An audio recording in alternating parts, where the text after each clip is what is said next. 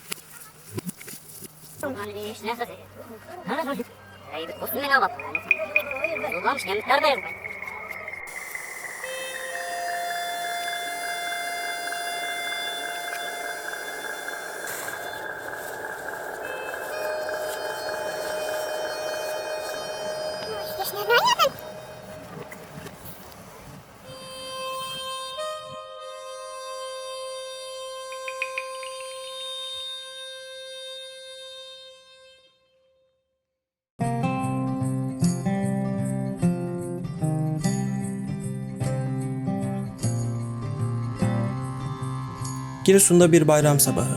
Her ne kadar bütün aile üyeleri toplanamasa da sabahları köyde yapılan kahvaltının tadı onlar için bir başka. Bu fırsata her zaman erişme şansları yok.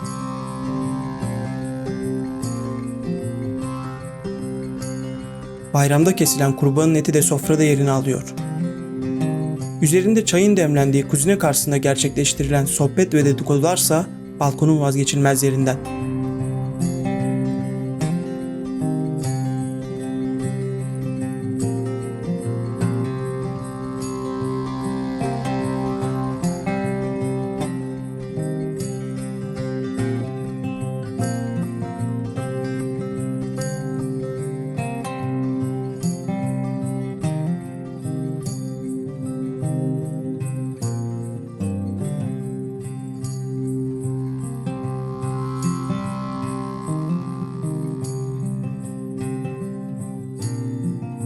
Büyüklerin halini hatırını sorup bayramlaşmaksa onları en çok mutlu eden şeylerden yalnızca biri.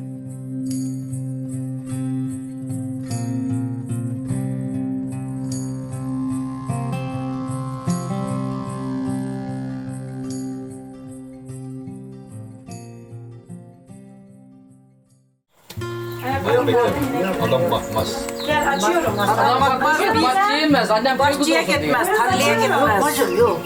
Paran varsa, kartın varsa vereceğin hele. Aç kalsın orada verecek. O galiba giderler mi? Ama kaynımın çok lafı var. Şey değil, bu korona diye bir evle gitse de dedi. Millet dedi, her ocağın dibinde dedi bir kişi olacak dedi.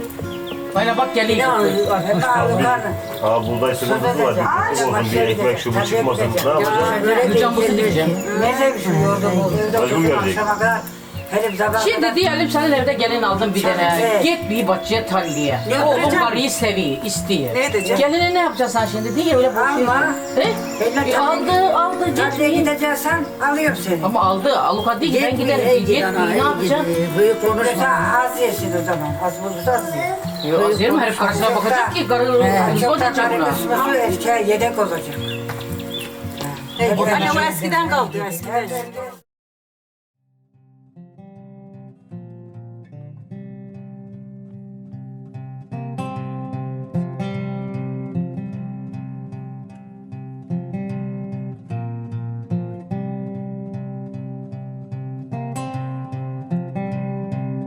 Senede bir defa kapının önü arabalarla, evin içi de insanlarla doluyor.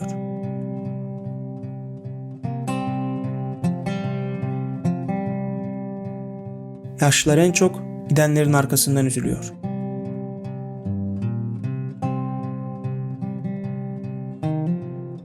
Aile köyde ve beraber olmaktan mutlu.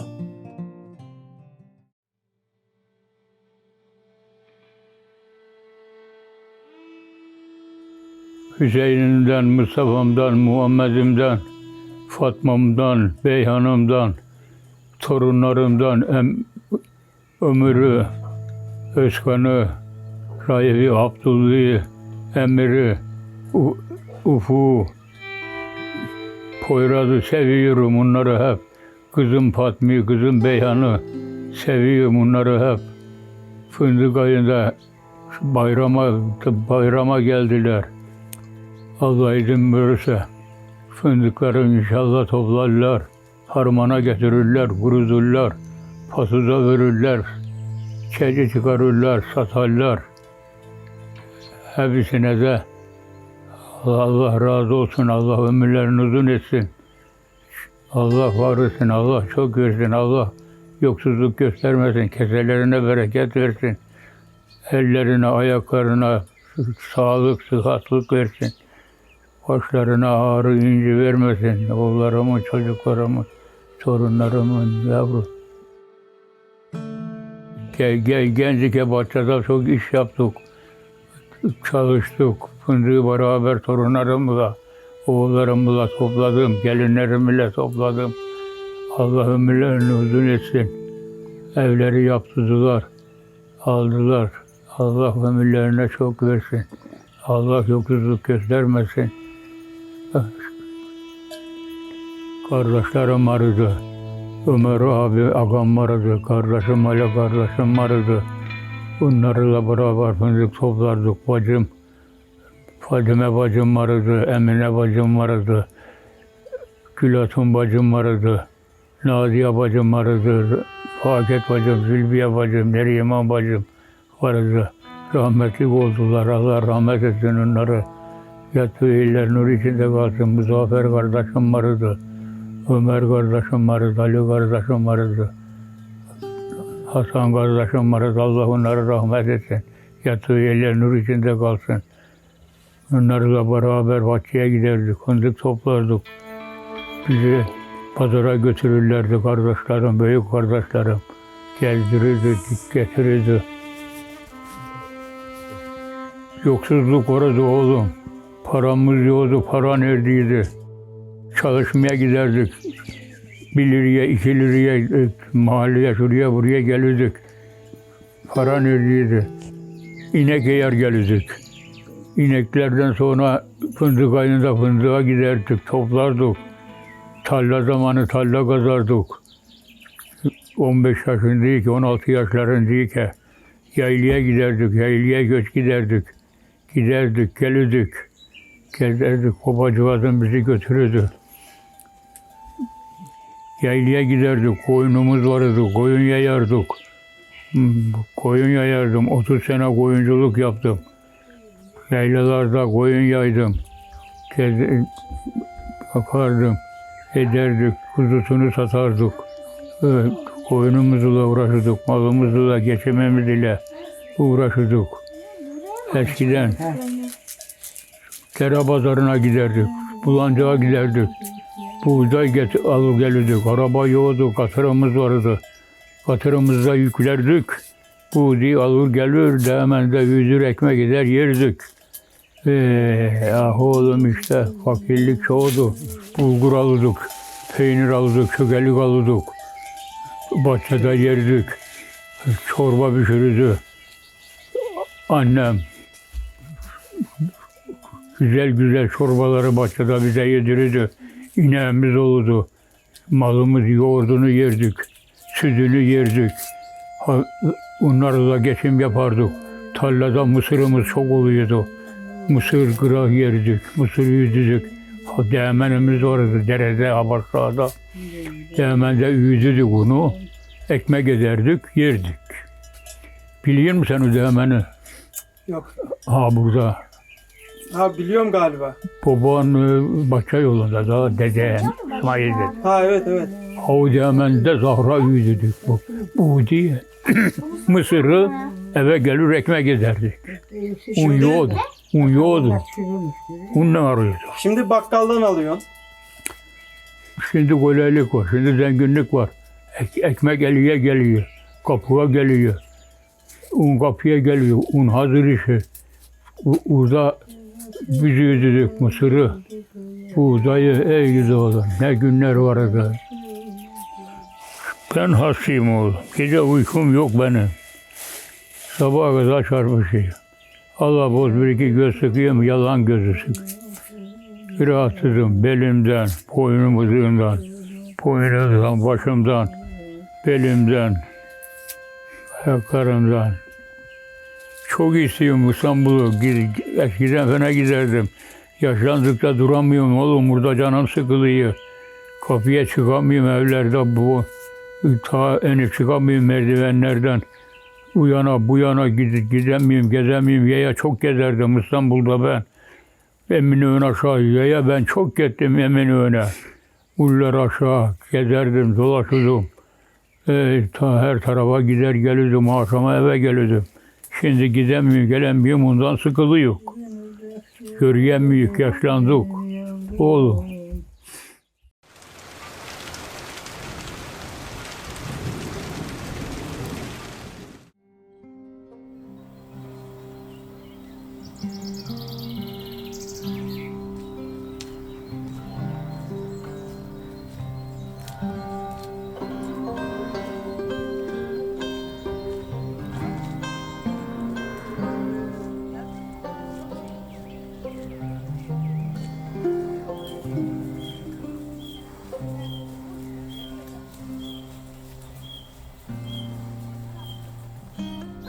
Bir başka bayram ziyareti daha. Dünürler bağdan bahçeden kesilen kurbanlardan bahsedecek.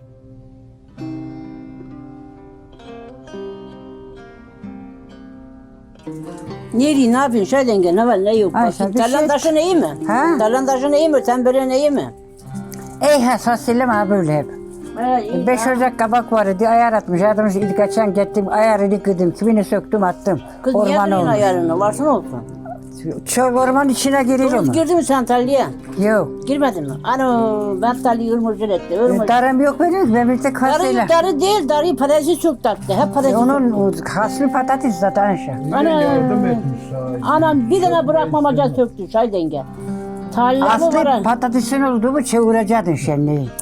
Kız yapmıyordu öyle yapmıyordu. Ben her zaman dikeyim patatesi yapmıyordu ki. Yaptı ama fırsat buldu, şimdi yaptı. Hem Ona de ben- gitti geldi söktü, gitti geldi söktü. 5-6 kere girdi çay denge. Bir kere değil. Hep Kolaylık sağlamış. Tuzak kuracaksın ha bu geçekte ya buna de. dedim tuzağı da nereye koyacağım? Bir büyük tuzak lazım ona. Bunun gelme saatini bilemiyorsun ki. Hangi saatte geldiğini Gece saat 1, 2, 12 o arada geliyor. El ayak çekiliş. El ayak. Kim geldi kim gitti yanına? Cık, gelen giden oldu mu? Çok oldu. Öyle mi? Yeğenlerin, bu kardeşin. Kardeşim halası gelmedi İdris. Şimdi geliyor belki akşamıyla ya yarın. Öyle mi? Cevdetler de gelmedi. Onlar da şimdi geliyorlar öğleden geri. Bizim Hacer diyor ki bizim kurban diyor hep yağ diyor. Olduğu gibi yağ diyor. Bazı mal da yağlı yağlı. diyor. Basilidir hazla basla basilidir. Dişi miydi hayvan? Bilmiyorum ki. Bizimki mi? Bir dişiymiş. Dişi ilk tane anasıymış. Ha inek.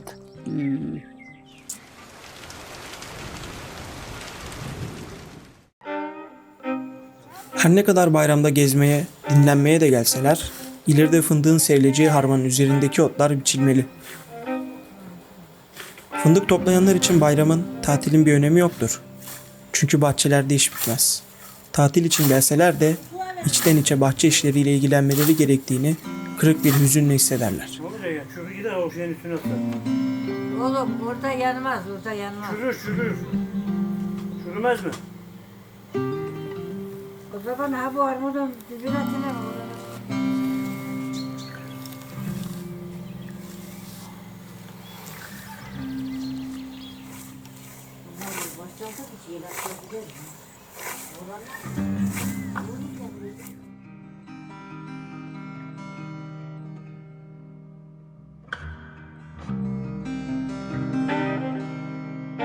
Benim babam gideli oğlum 50-60 sene oldu. Kardeşlerim gitti, Hacı Kemal'im gitti. Damat Beytullah gitti. Çok acıklı oldular, çok. Günlük ağlıyorum oğlum, günlük ağlamamış. Günü günden saymıyorum oğlum, çok çok. Kardeş acısı çok derinimiz, çok. Ne yapacak bilemiyorum oğlum. Ben de çok hastayım, dizlerim çok ağrıyor, gidemiyorum, yürüyemiyorum. Dede hizmet edemiyorum, benden hizmet arıyor, eskisi gibi yapamıyorum yok. Yapamıyorum oğlum. Günlük ağlasam o kadar içimden geliyor. 5-6 tane torunum var oğlanlardan oğlum. Hepsi de sevgili, seviyorum hepsi de.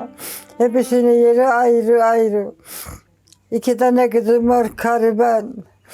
Kariban oldular ikisi de. Acıyorum, çok acıyorum.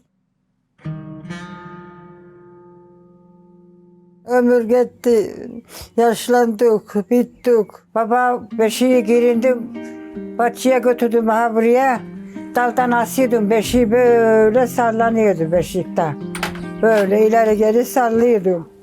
Hem yanında 2 ocak fındık topluyordum, hem sallıyordum. Köyden su taşıyordum, bezlerini yuyuyordum. Ha burada su yoğurdu, evde doğru durur. Yoğurdu. Oo, 40-50 sene oldu evlendim sene. Neden evlendin? 50 mi? Bana babam verdi zorla da evlendik. Şimdi aklım olsa evlenmezdim. Anam yaylaya giderken anamın peşine düşürdü, yaylaya giderdi.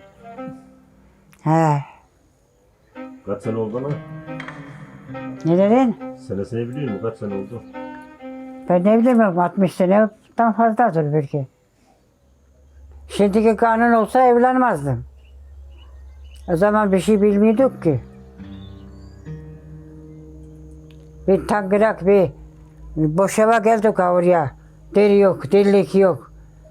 Bir ufak oda. Terek yok, bucak yok doğru. Düzgünlük yok.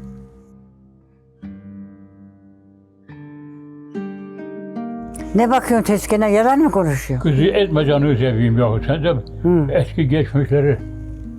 Soruyu da laf ediyor. Ha bu resimdekileri tanıyabilecek misin bakayım? Ha? Ha bu resimdekileri tanıyabiliyor musun? Görüyor mu gözlerin? Pusalık gördüm ha şimdi. Gözlüğün yok mu? Gözlüğüm var da içeride.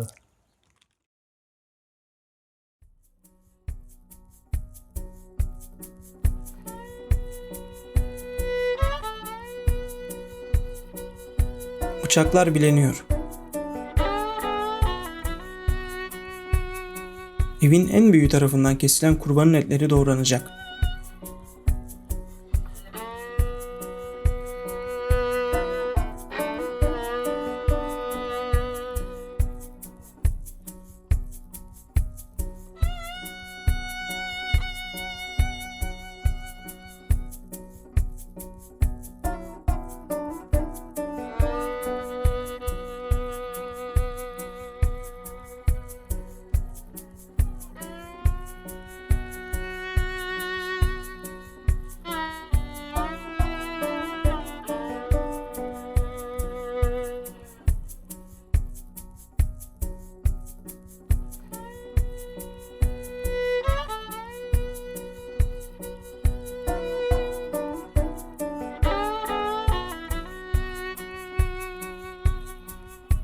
Etler kuzenenin üzerinde pişiriliyor.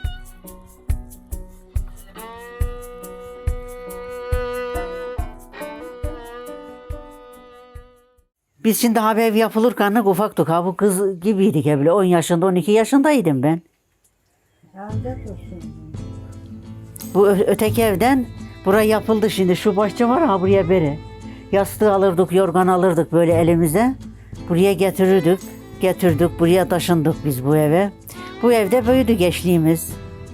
Emmim beni yaylaya götürürdü. O zaman katırımız vardı. Katıra bindirirdi emmim beni. Götürdü beni yaylaya. Büyük yokuş diyorlar. Hiç geçmemiştirsin sen oradan. Büyük yokuştan yaylaya. Yürüyor yine. Oraya yukarı katırdan ben yoğlandım. Ben ileride emmim peşinde çayır aşağı ben nasıl gidiyorum biliyor musun? Böyle yoğlanı. Düştüm böyle yoğlanı gidiyorum. Acımadın mı? Yok. Emmim beni yakaladı. Attı yine beni katırın ortasına. Nasıl getirdin oraya? Düştüm oradan yoğlandım işte katırdan. Dişlerin acımadı? Yok acımadı. Çimen be. Olsun. Çimende hiçbir yerim acımadı. Götürdü beni yaylaya. Nenem yaylada. O baban niye biz nene diyorduk. Babam filan nene derken biz de nene alışmışık. Baba ne demiyorduk.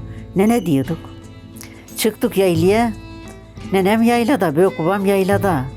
O zaman. Ufaktık o zaman, böyle büyük değildik.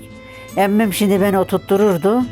Saçım benim saçım büyüktü. Tam böyle bellerime nerede. Amcam o ufak ince taraklar var şimdi yine. Onu ile benim saçlarımı hep tarardı, örerdi. Güzel yine. Yine oradan böyle fındık zamanı getirirdi bizi buraya. Giderdik bahçeye, fındık toplardık. Buradan Kayser'e giderdik, fındık toplardık. Öyle işte, öyle gençliğimiz geçti. Geldik 18 yaşına.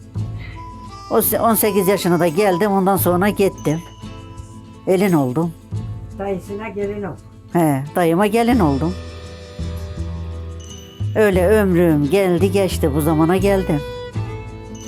Buradan gurbete gittik. 35 senedir de gurbette geçti hayatımız öyle. Köye ben 1,5 ay oldu geldim. Yokluk görmedim. Ne burada gördüm, ne babamın evinde gördüm, ne gittiğim yerde gördüm. Hiç yokluk çekmedim ben. Ekmek ne tatlı bir şeydi. Olsa da yesem şimdi. Çocuğa fındık diyelim, babamızın, anamızın yana fındığı toplardık. Dalı eğerlerdi, vörürlerdi bizim elimize. 2 kişi bir Fındığı toplardık, öyle öğrendik fındık toplamayı. Öyle. bir sıra.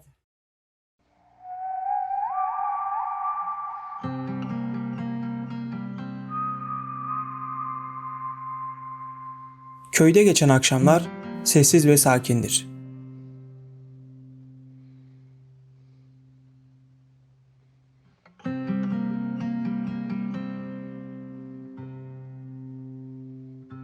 Telefonlar zor çekmesine rağmen bu insanlar köydeyken bile paylaşım yapmaktan hiç de geri durmuyorlar.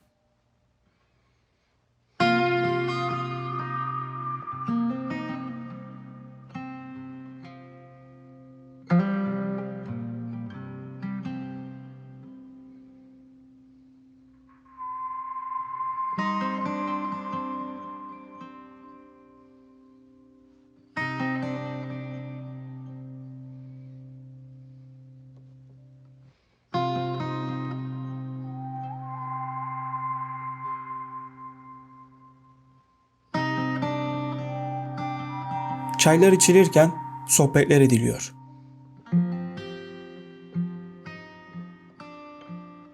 Hastalıklar, bahçe işleri, fındık toplamanın ne zaman başlayacağı bu akşamın belli başlı konuları.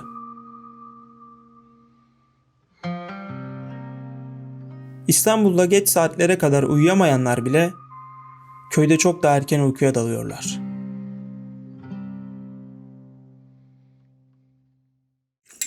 Normal yufkayı su böreği gibi maydanoz var mıydı içinde?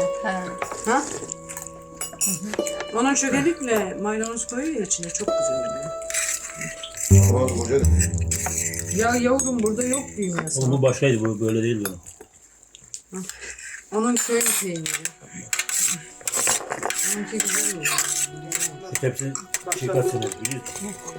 Biz çocuğa ne yaptık? Dedem vardı, babaannem vardı. Onları bakıyordum, abdest ediyordu. Dedeciğizimin çoraplarını giydirirdim. Pontolunu giydirirdim, camiye giderdi. Bana çok dua ederdi. Kızım dedi, Allah ömrü uzun etsin, Allah hayırlı yerlere düşürsün derdi dedeciğizim bana. Yaylaya giderdik hep beraber. Oturduk evin dibine, biz gülerdik. Kızım dedi, ta daha yeni diye gülmez derdi dedem bize. Rahmetlik dedeciğizim. Ondan sonra işte kış geliyordu, babamla koyun yana gidiyorduk, küçüklere koyun yaydık. Ben kuzulara bakıyordum, yemek yapıyordum onlara. Ondan sonra işte, ondan geri beni küçükten yine verdiler. Küçük yaşta gittik elin köylerine, ev bark olduk, yurt yuva kurduk. Fındık toplarıydı, bahçeye giderdik. Milletin peşinde soğlam ediyorduk. Getiriyordum, tavana seriyordum. Ondan sonra dedeciğizime fındık toplardık. Öyle çocukluğumuz öyle geldi geçti. Çocuğuduk, bu eve de göçtük, çocuğuduk, ufacıktuk. Minderleri getiriyorduk bir tane. Seviniyorduk, yeni ev yaptırdık diye. Ah günler ah geldi geçti. Gençlik kalmadı yavrum. Ne yapalım? Sular gibi aktı gitti günlerimiz. Bu kadar televizyon yoktu, telefon yoktu. Şimdi her şeyler daha iyi oldu. Hiçbir şey, internet kullanan yoktu ki, telefon da yoktu. Türkü söylüyorlardı. Türkü söyleniyordu. Türkü çağrılıp da oynanılıyordu. Benim düğünümde çağırdılar da oynadılar. T bile oynandı. İşte zaman öyle geldi geçti oğlum. Ot yiyordu, şey yiyordu. He. Ot ya. Yiyordu ya. Telefon yoktu ki hiç. Çağrımıyla ulaşılıyordu. Ayda yılda bir kere haber alınıyordu. Hiçbir şey yoktu ki. Ne yapacaksın? Yaylalara giderdik, ot kuruduk. Ot getirirdi babam, bir kamyon yükü balya ederdi. Şimdi ne ot kaldı ne koyun kaldı. Şimdi babam yaşlandı, gurbete gidildi. Herkes bakan yok. Herkes kendi müşkülüne düştü. Daha koyunu kim bakacak? Ne yapacaksın? Ana baba da yaşlandı, biz de yaşlanıyoruz. Gençlik durmuyor. Ben burada durduğum zamanları unuttum. Kaç sene oldu? 42 sene oldu. Zaman geçti.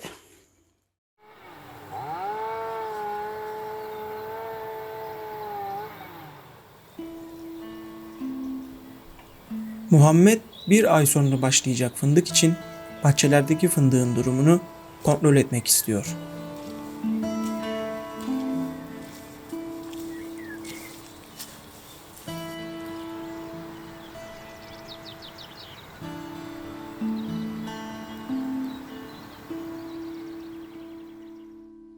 Onun bir haftalık tatili sona eriyor.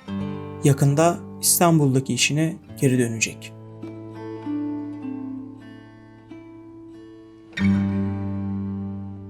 Kurban Bayramı vesilesiyle köyümüze geldik.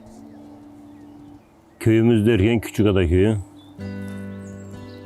Şu an bulunduğumuz mevki nere? Büyükada köyüne bağlı Küçükdüz mevkiindeyiz. Şehrin gürültüsünden, trafiğinden, sesinden bir haftalığına da olsa uzaklaştık. Şu an gerçekten sessiz, sakin, kuş cıvıltılarının bulunduğu bir ortamdayız. Bugün bahçeyi bir dolaşalım, görelim dedik. Gezdik, dolaştık, gördük çok şükür. Gayet iyi bir fındık sezonu geçecek gibi gözüküyor. Güzel fındık var. Tabii daha öncesi yapılması gereken işlerimiz de var. İnşallah yapacağız. Köyün temiz, oksijeni bol havası insanı yoruyor. İnşallah bizi hasta etmez.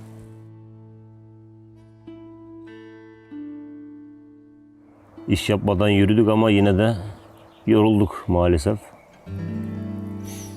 Kapalı bir hava var, güneşi daha gözükmedi ya. Yağmur yağdım yağacağım diyor.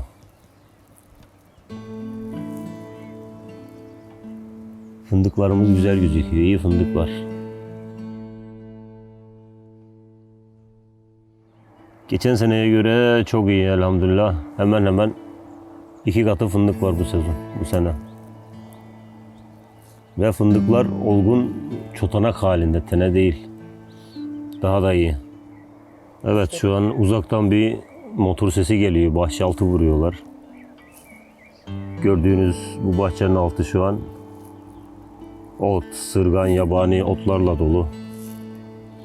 Bunlar biçilecek tabi. Tertemiz çayır halini alacak burası. Biz kendimiz şu an maalesef vaktimiz ve zamanımız olmadığı için parayla da olsa eşimize, dostumuza yaptıracağız. Yapacaklar sağ olsunlar.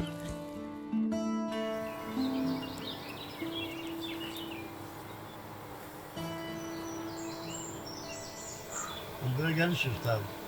Ya illa iş başında olsa gelecek. Kim yapacak? Yok. Artık Yok, biz yok, bittik. yok. Bizde yok. Yok. Artık sizin varlığınız yetiyor. Gel bir iş beklemeye gerek yok. Gel öyle değil de şimdi. Olsun. Ne? Kesilecek falan var bahçede bayağı. Siz yine kestiniz. Biz çocuklar gitti geçen sene kestiler ama. Ulan oğlum dedim Ali ile Adnan'a. Bilir bilmez kendiniz kesin alışın dedim ya. Adnan bir iki kez daha öyle gittiler abisiyle. Ama bu gübrattık. Olmuş bahçe zehirli. Hamura da öyle oldu. Benim hamura orman gibi oldu. Hadi mi? Dalı açıkta bırak da nasıl kesersen kes. Ben öyle anlıyorum. Açıktaki dallarda bir fındık var mübarek. Olmaz mı? Rahatsız olmayan dallarda. Dal birbirini vurmayacak. Evet. Böyle gelmeyecek. Şöyle gelsin korkma. Evet. Şimdi benim abi çadır fındığım o kadar sıktır. Hiç birbirini sürtmez yani. İşte. Bu sene geçen kadar sık değil ama iyi yine ya. Şey doldurmuş kırdım baktım. Var mı hiç? Hiç de kırmadım hocam ya. Ne yalan söyleyeyim. Hiç de kırmadım. Ama fındık çotanak genelde hocam. Hiç böyle tane pek az yani. Hep böyle çotanak. Çok üçlü, ilmemiş dörtlü. ama fındık bu sene. Biraz işte biraz küçük duruyor ama daha. Ha, bu öyle geldi. Şeye kaçmış fındık. Kavsun teni, kabuğuyla kavsula kaçmış Evet. çok yine. Eğer Onu beslemiş kavsun. eğer Ağustos'a kadar biraz daha şey etmezse. Ha, gel güneş olsa var ya. Tene büyür, tene şeye gitmiş, kavsul canlanmış ya. Rahmetli yediği gibi dışında Evet. talaş Doğru. Şu an öyle. kalınlaşmış. Olsun ya Allah verdi yine çok şükür. Amin.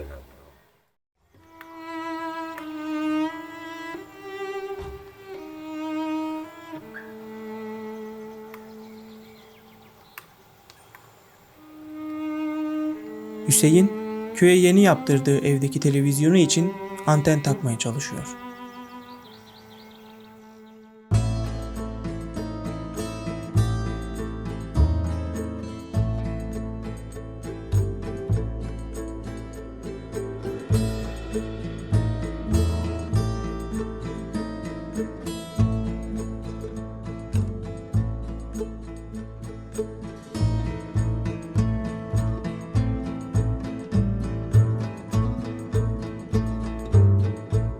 Dokuz yaşındayım. Her sene köye geliyoruz. Bugün bayramda geldik.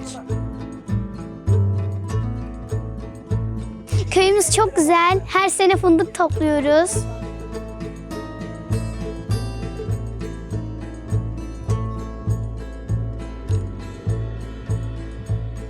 Yukarıdaki dağlardan gelen suyu köylüyle buluşturan bu çeşme, senelerdir köylülerin uğrak yerlerinden biri. Eskisi gibi lezzetli değil, ancak yine de evdeki çeşme suyundan çok daha iyi durumda.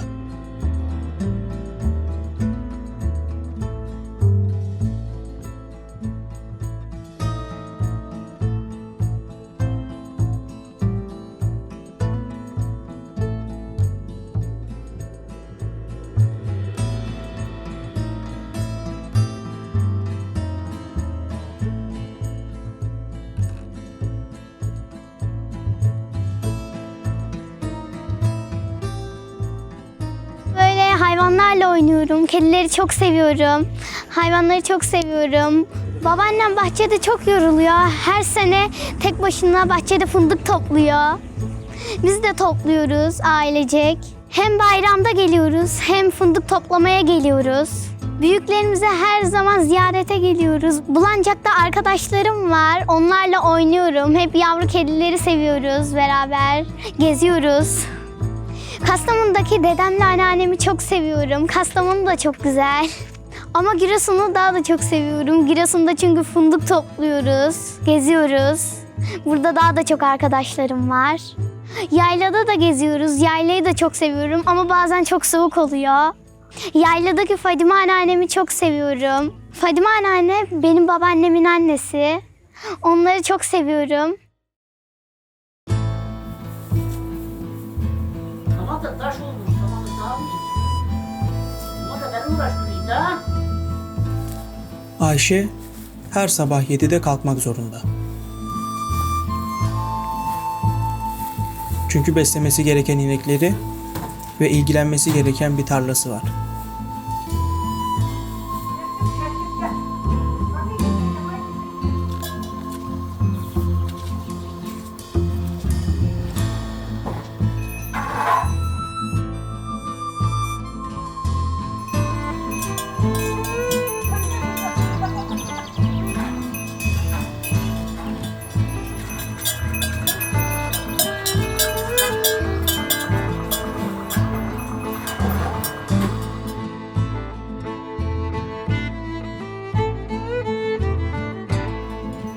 Ayşe baktığı bu hayvanları çok seviyor.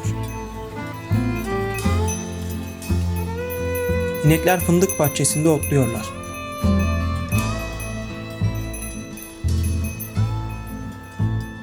Eskiden köyde inekler çok olduğu için bahçe altını motorla vurmaya neredeyse gerek kalmadığını söylerler. Bunun sebebi ineklerin otları yemesiymiş.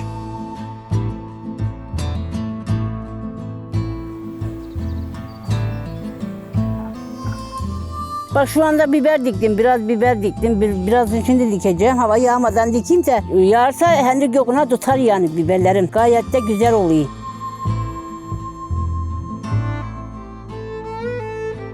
Ayşe'nin tarlada biber ekerken unuttuğu bir şey var.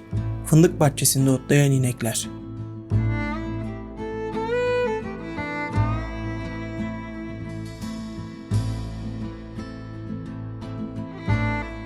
Şimdi bir giden dikerim. Biberlerimin içi de kazılacak oraya doğru. İneğe koy vereceğim. Altlarını temizleyeceğim. Samanlarını koyacağım. İşte hep bunlar benim yapacağım işler. Oğlum daha ne yapabilirim ben? Fındığa başlayacak. Bak fındık çok fındık. Bayağı bir fındık var. Bak fındığa bak az.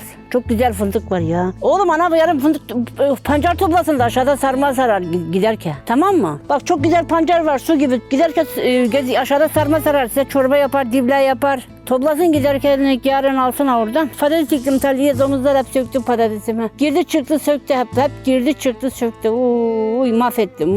Tarlamı mahvetti. Hey tarlamı mahvetti. Oğlum çok üzüldüm. Üzüntüden hasta oldum. Çekerim 300'e çıktı. Bak şu marullardaki güzelliğe bakar mısın? Ana yarın toplasın da alsın iyi geleklerini. Bak ha çok güzel ha. İyi geleklerini yarın toplasın alsın.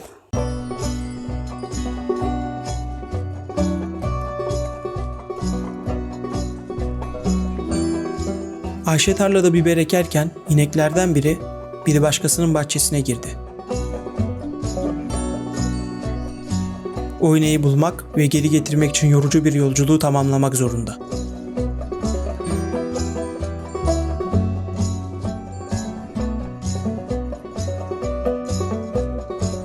Bahçeler eğimli olduğu için yukarı çıkması bu yaştaki insanlar için zorlayıcı oluyor.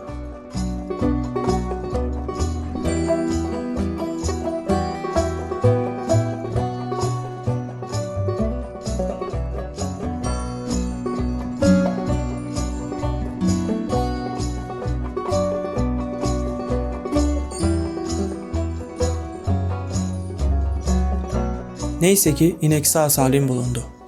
Halinden memnun görünüyor.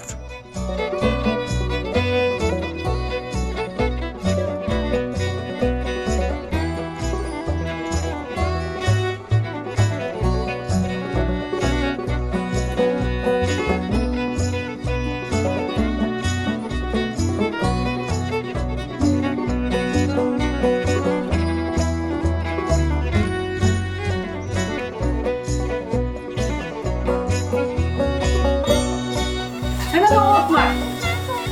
Tam kenarınızda otunu görülmüş yolun kenarında. Çek döktü beni. Baban çekmiş mi? Yok, alt tarafta. Ta o kadar yola çıktık, öyle geçtik. Patiyalara falan seslenemedim, kadınlara falan. İneğe buluyor. Alo.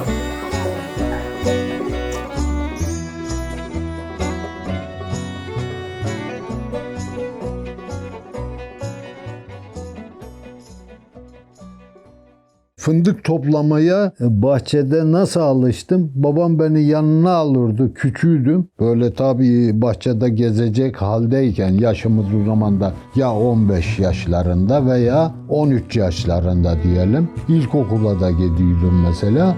Denetleme yine böyle babamın disiplini altında yaşadık. Her şeyi ondan öğrendik. Babam bir gün diyelim ki karşı geçiye gittin mesela. Sağ sorardı, oğlum bugün ne getirdin? Gelirken ne getirdin? Mal sürmeye gittin. Yani malı bahçeye attın. Ne getirdin? Boş mu geldi? Muhakkak ya bir dal omuzlayacaksın yahut bir taş, dereden bir taş. Abi evin alt taraflarının taşını ben dereden öyle taşımakla getirirdim ya.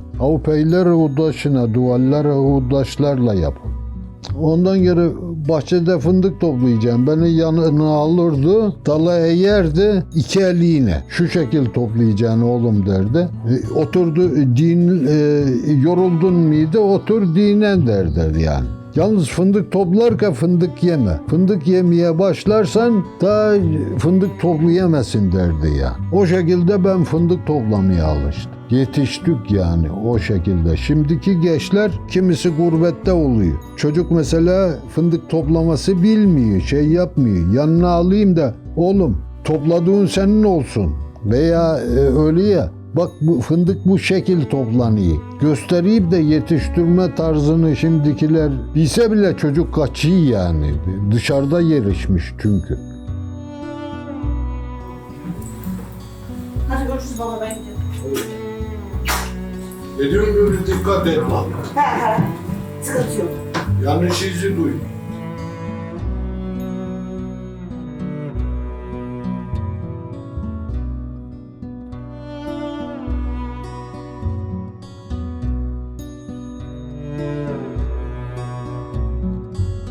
Bahçe öyle bir şey ki şans meselesi.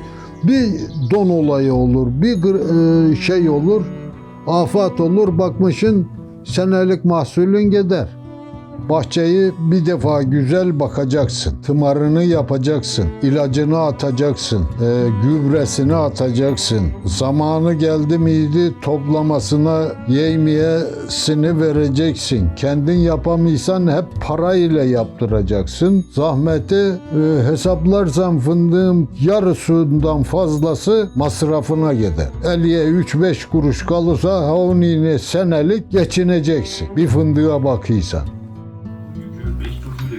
Omzunda taşıyan bir Afgan kadını dağıtılan kurban etini alarak evinin yolunu tutuyor.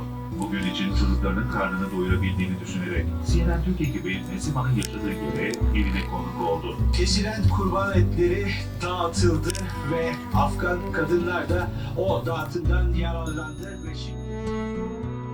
Benim iki tane hastam var. 70 yaşıma geldim, yeni emekli oldum. Çocuk özürlü maaşını kesti devlet. Bu adamın özürlü maaşını kesiyorsun ama bu adam nasıl geçiniyor? Emekli yeni oldum. Azıcık da benim elim ağzıma değsin ya. Devlet bu konuda bazı şeyleri yanlış yapıyor. Bilmeyeyim yani. Paralar başka yerlere gelince akın yıkın oluyor. Başka ülkelere gelince sahip çıkılıyor. Kendi ülkendeki zor durumda kalan insanlara kuruşuna hesaplayıp da veriyorsun. Bu olacak iş değil. Devlet şeyine uyacak iş değil. Bu adam emekli olmuş ama ne kadar maaşı var? Hele de şu zamanda geçinmek zor ya. Çok zor. Şimdi alamıyorsun. İstediği alamıyorsun. İstediği yiyemiyorsun. Geçim sıkıntısındayım. 70 yaşıma gelmişim. Kendi işimi şu anda kendim göremez haldeyim yani. Bizim şimdi öyle geçiniyor işte zor durumda. Orada bak nar ağacı diktim. Nar çiçek açıyor, tutmuyor yani. Olmuyor. Meyve yine ona göre mesela. Domates eskiden oluyordu tarlalarda. Şimdi olmuyor. Şimdi her şey para yine ya. Pahalılık almış götürüyor ortalığı. Unun çuvalını en son 180 bin liraya alıyor. Şimdi unun çuvalı olmuş 550 bin lira katı katına. Bu kadar zam mı olur yani? Bu vatandaş bunu nasıl alacak? Tüp olmuş mesela 125 liraydı, 130 liraydı. Tüp çıkmış 350 bin liraya. Bunu maaşlarına emeklilerin bir zam veriyorsun. 2 üründe masama yallah gidiyor.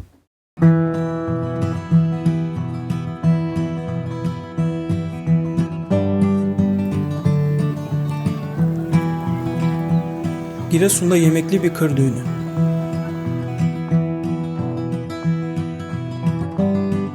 Aynı köyden gelip buluşan birçok tanıdık yüz. Her zaman bir arada bulunmaları mümkün olmuyor.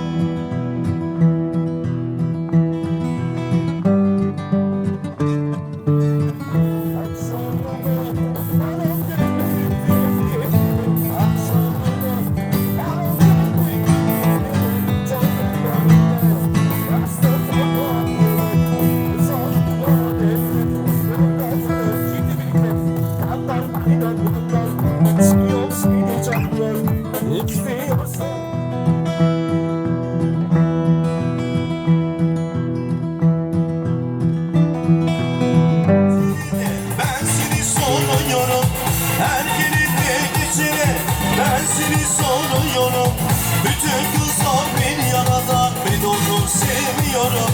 Bütün kızlar biliyor. Mevlud'u seçimler. Gelsin de gönlümde bir sonlu diye. Kızlar seni her gördükçe gülüyorum.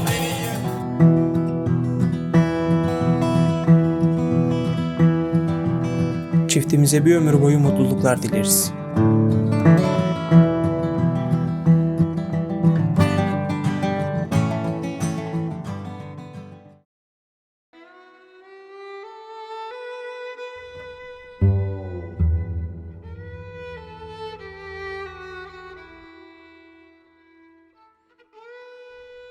Bulancak'ta 1987 yılında yapımına başlanan caminin en büyük özelliği yığma taş yöntemiyle yapılması.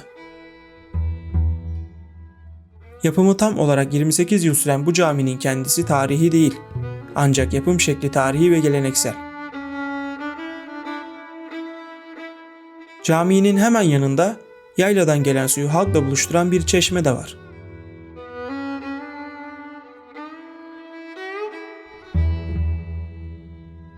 Yayla suyuna oldukça fazla ilgi gösteriliyor.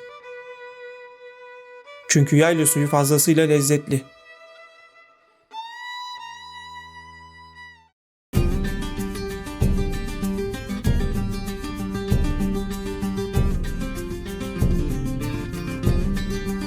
Bulancak, fındığın başkenti ve ana vatanı Giresun'un sahildeki güzel ilçelerinden yalnızca biri.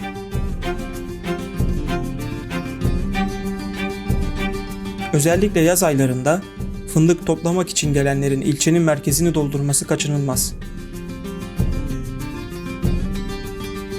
Restoranlar, marketler, çarşı pazar normalden daha kalabalık oluyor.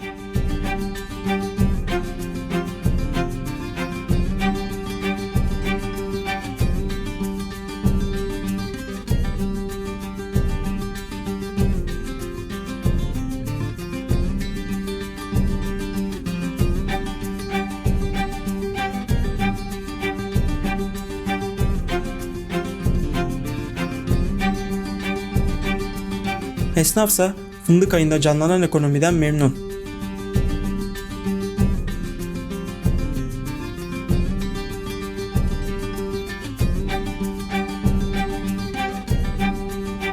Bulancak, küçük bir ilçe olmasına rağmen fındık ayında trafik sorunu baş gösteriyor. Otoparklar tamamen dolduğunda arabaları bırakacak yer bulmakta zorlanıyorlar.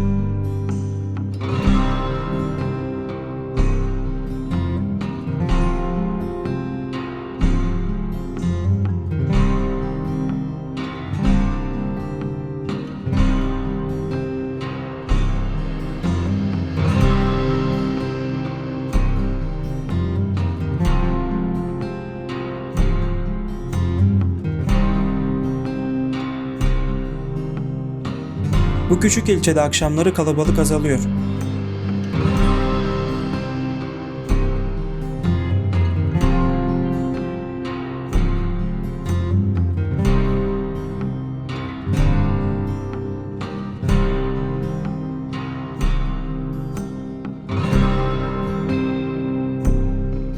Burada belli bir saatten sonra sokaklar sessizleşiyor ve yaşam duruyormuş gibi oluyor.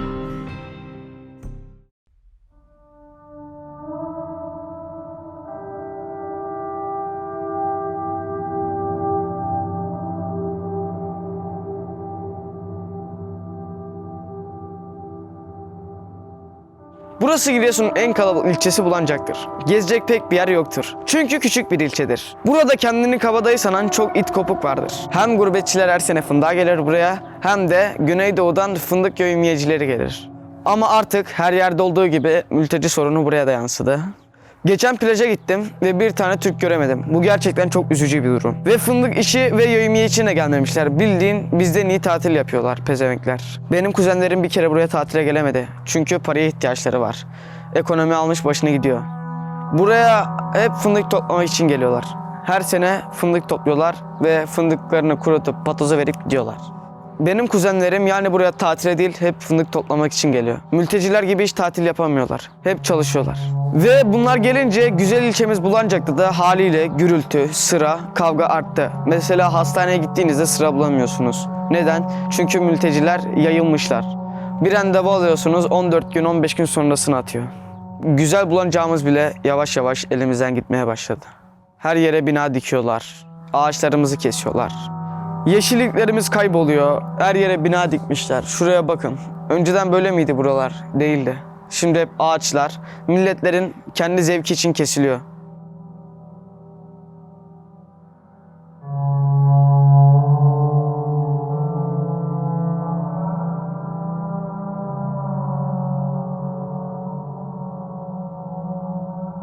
Ben 14 yaşındayım. Kendimi bildim bilesi bahçedeyim. Bu aralar fındık başlayınca dedemin yanına gittim. Ama dedemle fındık toplamak çok zor oluyor çünkü çok disiplinli. Yani şunu söyleyebilirim. Mültecilerin yaşadığı hayatı ben yaşayamıyorum. Bu gerçekten bana koyuyor.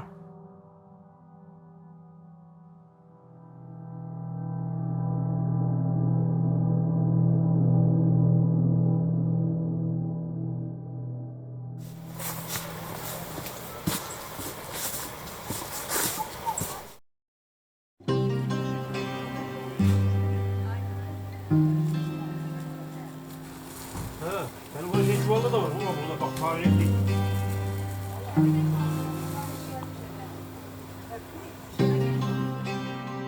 15-20 gün yıllık izni olan bu aile için tatil diye bir şey yok. Her sene Ağustos ayı geldiğinde yıllık izinlerini fındık toplamak için kullanmak zorundalar. Bunu sadece para için yapmıyorlar. Onlar için babalarından kalan bu bahçelere bakmak manevi bir değer de taşıyor. Çuval ve tenteler hazırlanıyor. Bu sene fındık geçen seneye göre 3 kat daha fazla. Zorlu bir süreç onları bekliyor.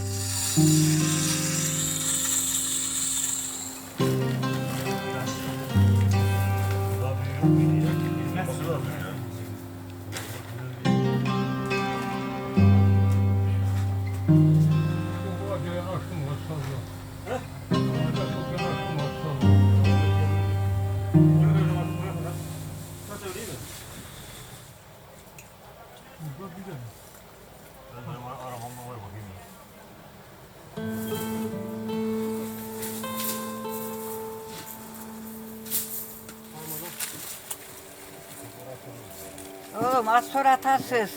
Anam var mı seninkinde? Yok ben az daha hamura boşalttım. Anneciğim bırak da git eve git ya canını yiyeyim ya. Olsun oğlum.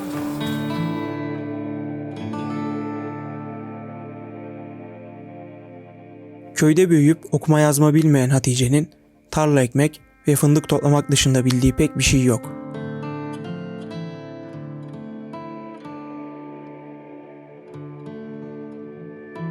...86 yaşında ayakta durmakta bile zorlanırken fındık bahçesine girmeden duramıyor.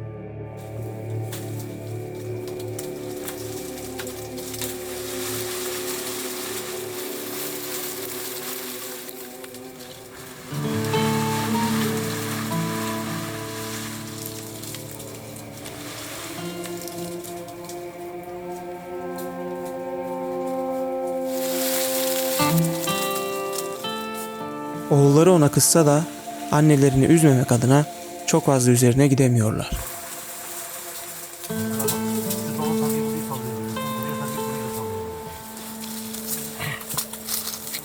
Anam sen bırak git eve ya. Oğlum ben hamas edeceğim olsun size de. Hayret bir olay ya.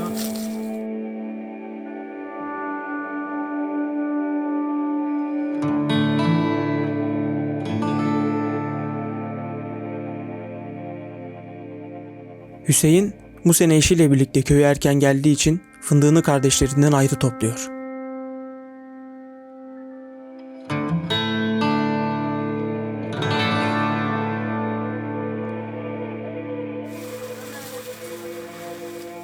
Bahçelerin hepsi bir arada. Ancak 3 kardeşe bölünmüş ve sınırlar belirlenmiş.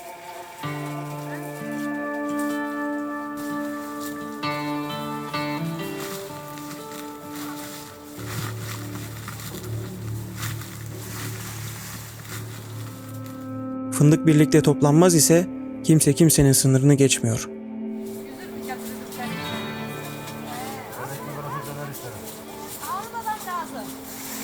Rana, babaannesi ve dedesi için evden üzüm ve ekmek getiriyor. Üzüm yiyelim haydi.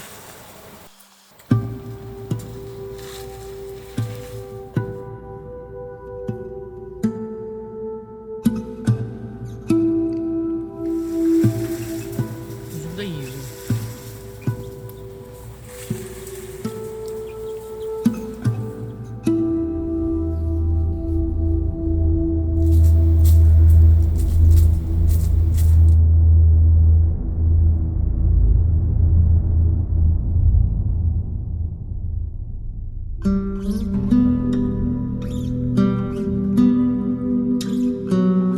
Dallar silkeleniyor, fındık yerden toplanıyor.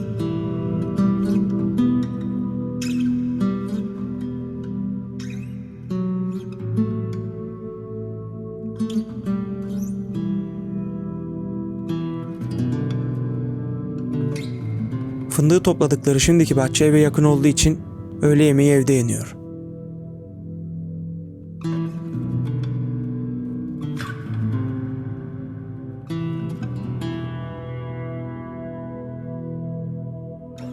İlk gün yorgunluğu ağır geldi. Öğle vakti istemeden de olsa uykuya dalıyorlar.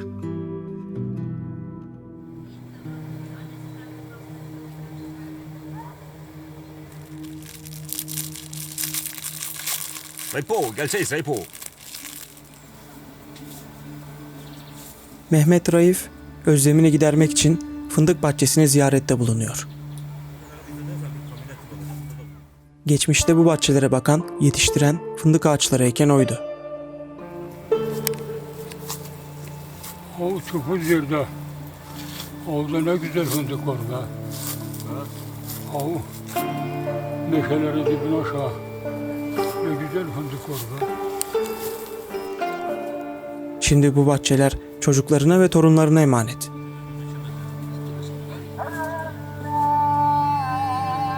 Bu bahçedeki yaşantısına ve geçmişine olan özlemi gözlerinden okunuyor.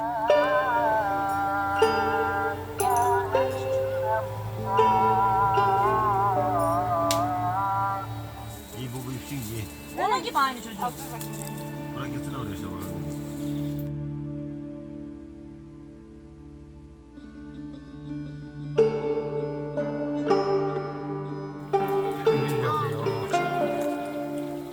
Atma. Rahmi sağlamak. Çay içseydin ya. İçtim terliyim ya. Gel.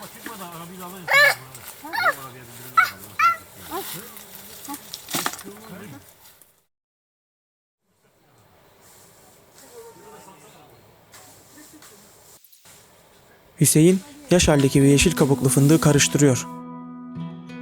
Yeşil kabuk, güneş görerek kahverengi hale gelecek ve yumuşayacak. Böylece fındık patoza verilirken kabuğundan daha kolay ayrılacak.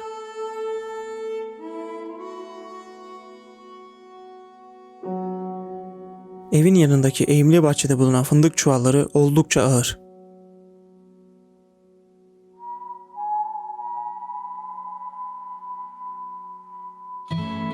Çuvalları harmana taşımak hiç de kolay bir iş değil.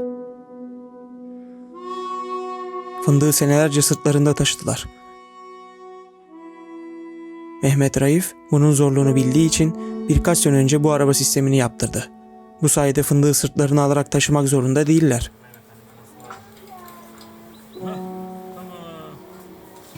Bu tamamdır.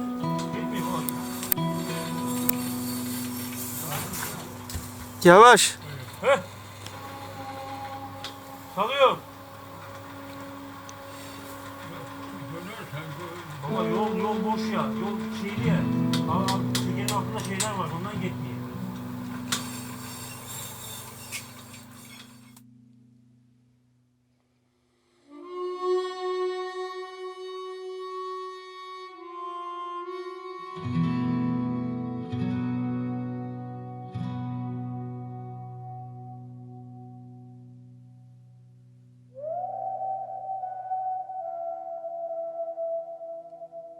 Araba elektrikle çalışıyor ve bahçede kendisi için kazılan yoldan ilerliyor.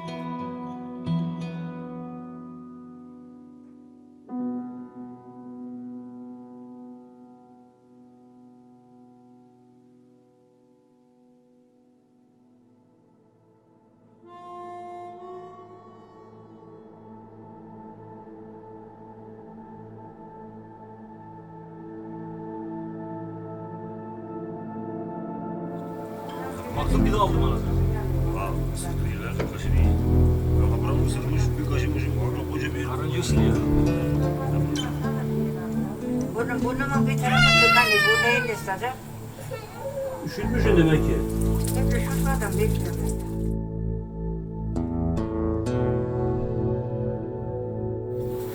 Aşağı gidersem alayım abi. Gidelim ama. Bana koyduğum bir şey. Bir şeyden alayım.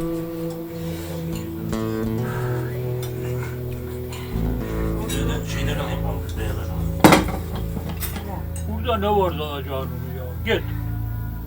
Vallahi vuracak.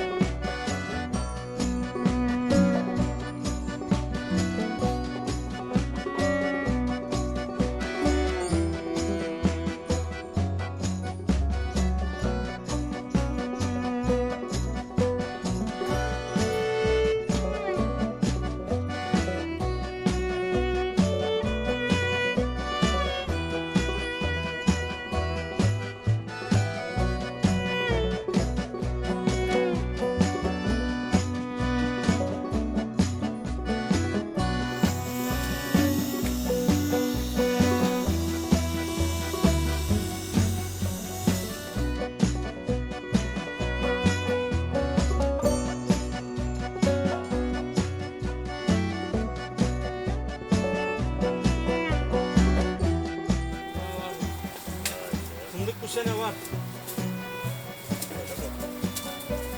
Havara yapmayın. Hızlı hızlı. Haydi. Emir arkanda bırakma. Çabuk çabuk. Öyle iş bitmez ha. Size boş. Vallaha satarım. Vallaha satarım ha. Fındığınızı da harmanınıza ben mi koyayım? Vallaha satarım.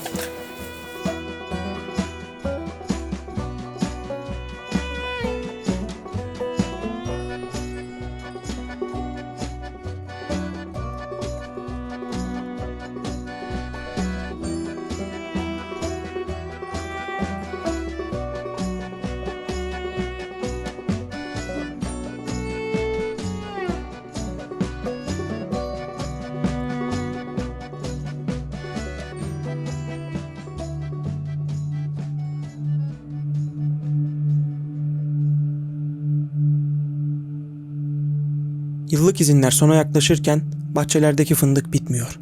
Bunun için her sene Giresun'a fındık toplamaya gelen mevsimlik fındık işçilerinden yardım almak zorundalar.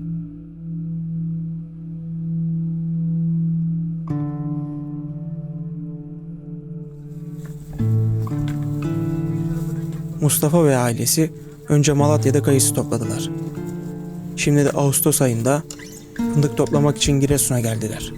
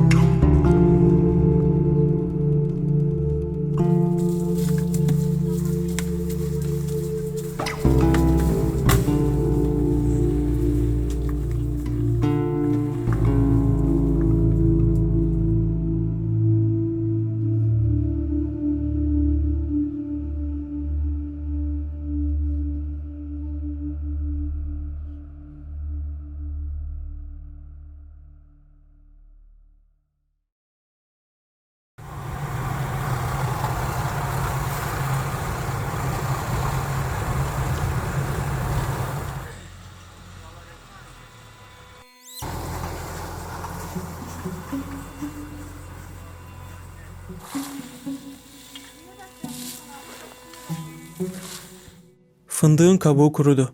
Patoza verilmek için hazır. Fındıklar patoza daha rahat verilebilsin diye bir araya toplanıyor. Nasıl yapacağız amca öğret. Bak baban ne yapıyor? Baban ne yapıyor? Baba bak tamam. Heh. Şuranın üzerine. Atma.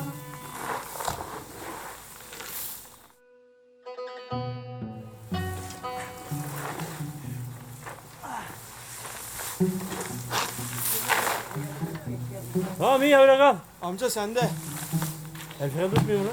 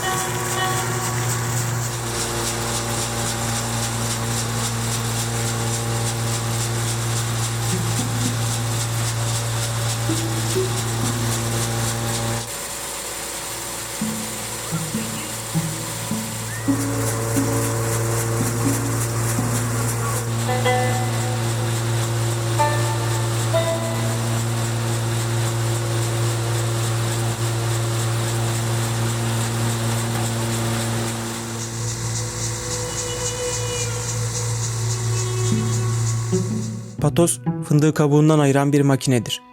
Harmana uzatılan boru sayesinde kabuklu fındık makineye çekilir. Makine çeç fındığı kabuğundan ayırır ve arka tarafından kabuğu atarken yan tarafından da fındıkları çuvala boşaltır.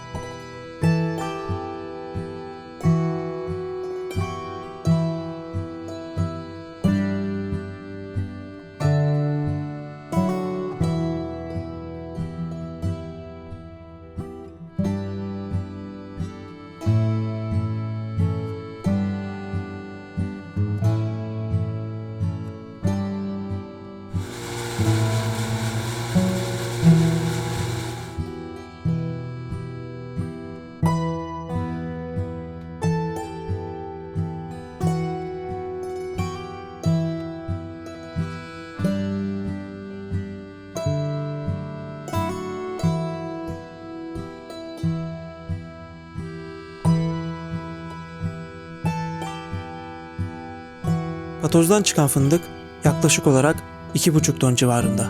Bahçeler geçen yıla göre çok daha verimli.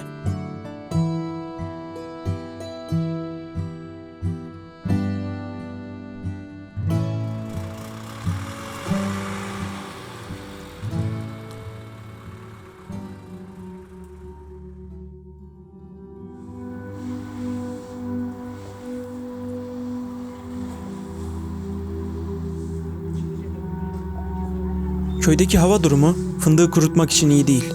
Fındık güneşte kuruması için ilçeye indirildi. Ancak hava durumu orada da yağışlı. Yıllık izinler sona ererken fındığın kuruması zor görünüyor.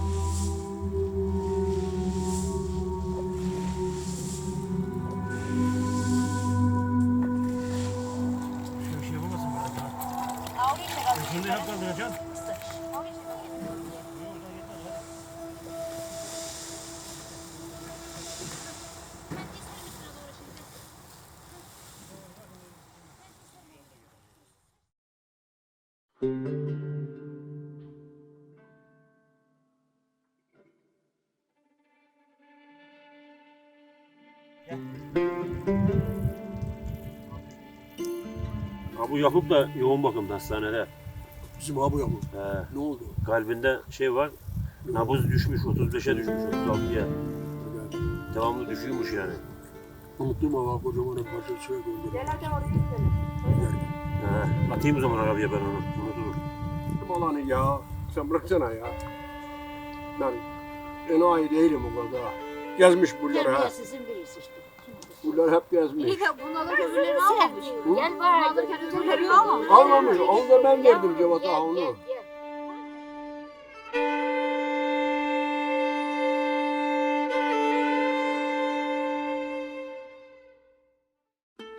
İzinlerinin son gününde hiç değilse yayla gezisine gidebildiler. Fındık, ilçede ve güneş altında kururken yaylada biraz olsun nefesleniyorlar.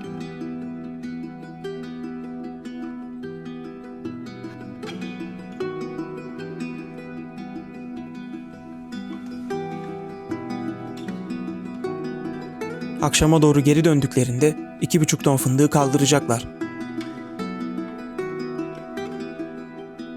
Bugünkü güneşle birlikte fındık kuruyacak ve satışa hazır hale gelecek.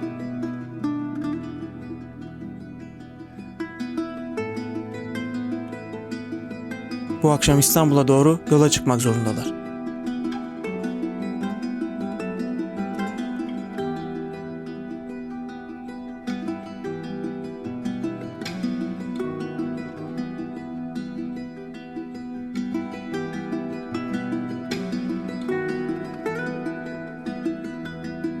Muhammed'in yıllık izni bu senede fındıkta sona eriyor.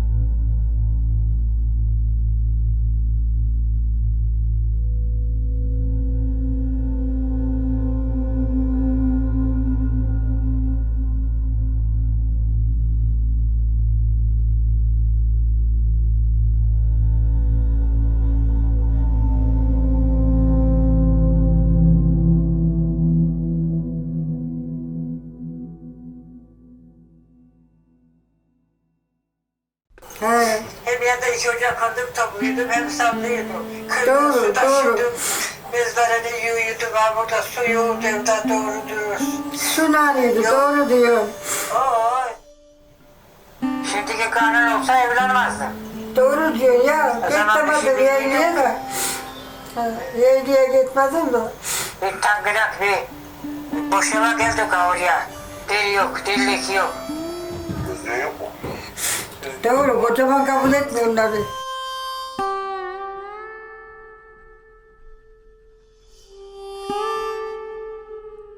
Doğru, böyle çıkıyorduk. Yaşlandım şimdi de evlenemiyor. Şimdi baktallığını alıyor.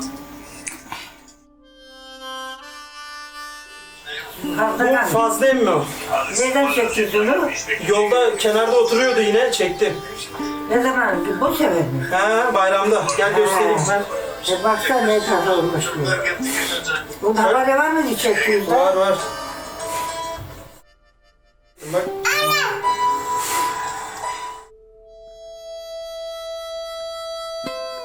O kuzuya su koyturdum. Kapıyı bardak suyla içeyim de yatacağım onu. Saat ona geldi ya. Dolaba bırak kutuda onu. Tamam.